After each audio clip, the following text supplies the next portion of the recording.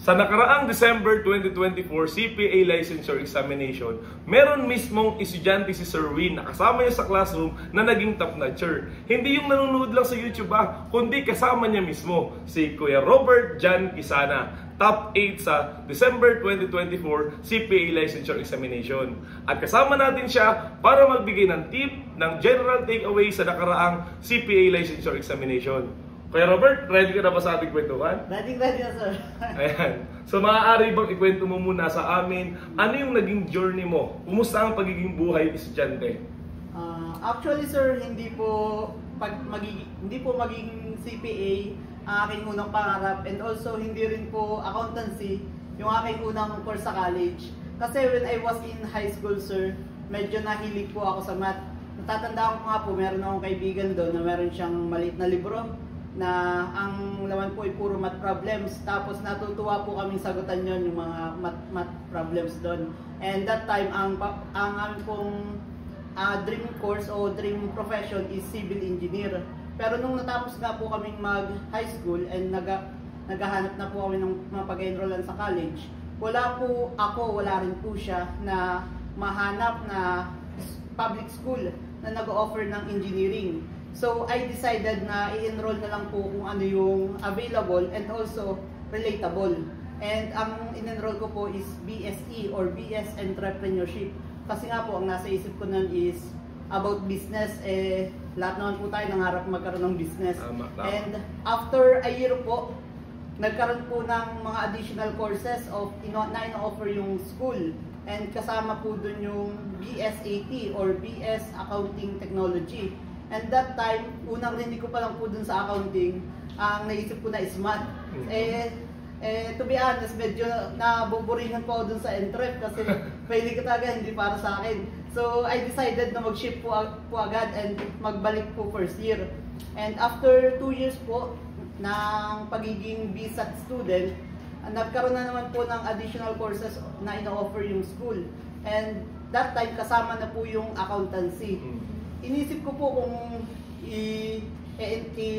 tutuloy ko pa po ba yung 80 or mag-shift na sa accountancy. Kasi po pag nag-shift ako sa accountancy, magbabalik first year po ulit ako. Sayang po yung another 2 years na aking naaral sa accounting technology.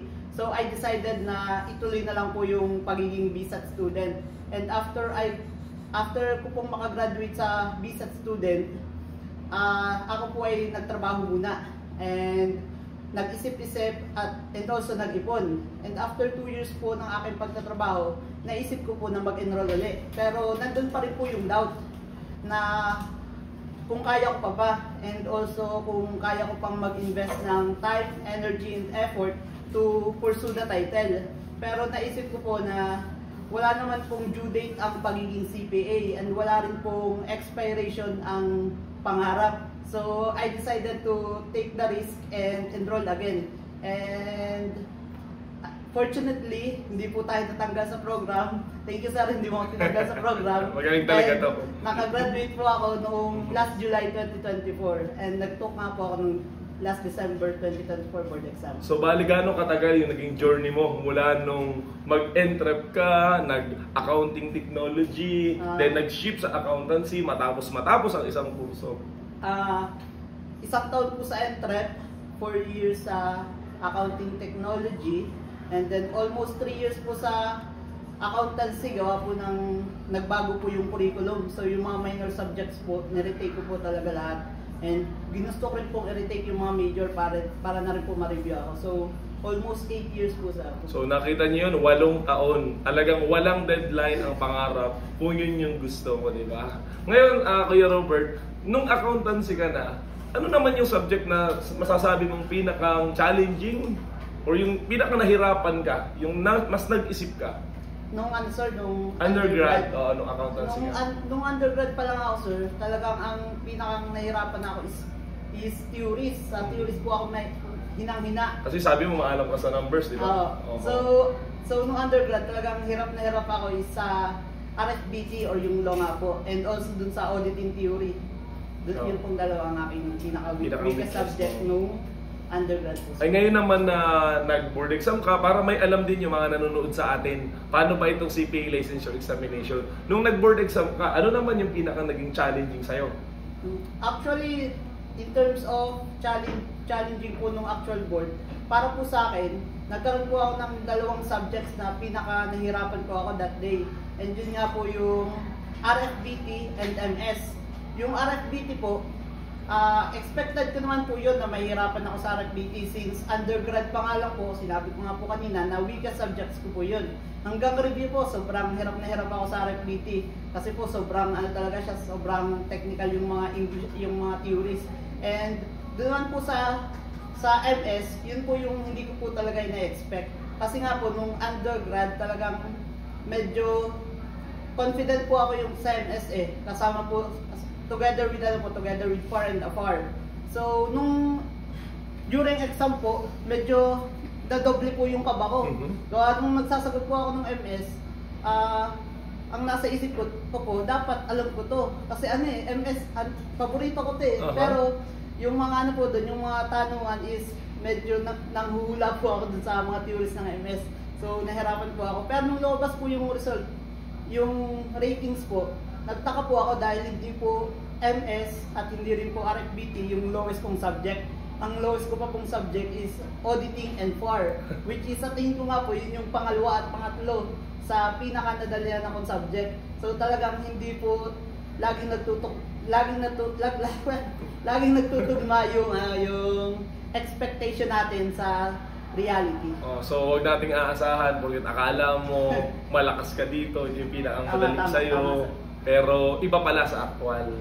Diba? So pag nahirapan ka at nahirapan din naman yung iba, ibig sabihin walang mali sa'yo. Okay? So hindi porket yun yung feeling mo na mas madali ito. Ito yung magiging highs natin. Since sa pag-uusapan na natin yung mga ganong klase ng bagay, para nagbibigay na rin tayo ng tips, di ba? Okay, ngayon, tuloy na din natin. Ano naman ang pwede mong ibigay na tip sa ating mga nanonood once they take the CPA licensure examination? Siguro yung mga mabibigay kong takeaway sa kanila is yung as early as now po, dun sa mga aspiring CPAs po and also yung nangarap maging top-notcher, as early as now, alamin na nila po yung goal nila. And after po nilang malaman yung goal nila, maset yung goal nila, saka po nila i-align yung mga activities po nila, saka po nila i-align yung mga ginagawa nila dun sa goal nila. Gawin po nila yung mga bagay na makakatulong or makaka-contribute dun sa goal nila. And on the other side, bawasan po nila or alisin po nila yung mga bagay na makakahadlang dun sa pag-achieve nila dun sa goal nila. And also another tip is siguro last na rin is to know yourself po. Know your strength and also your weaknesses. Kasi knowing your strength is a strength and knowing your weaknesses and also is also a strength. Kasi kapag alam mo yung weaknesses mo, you will know where to focus your time, your energy and your any resources.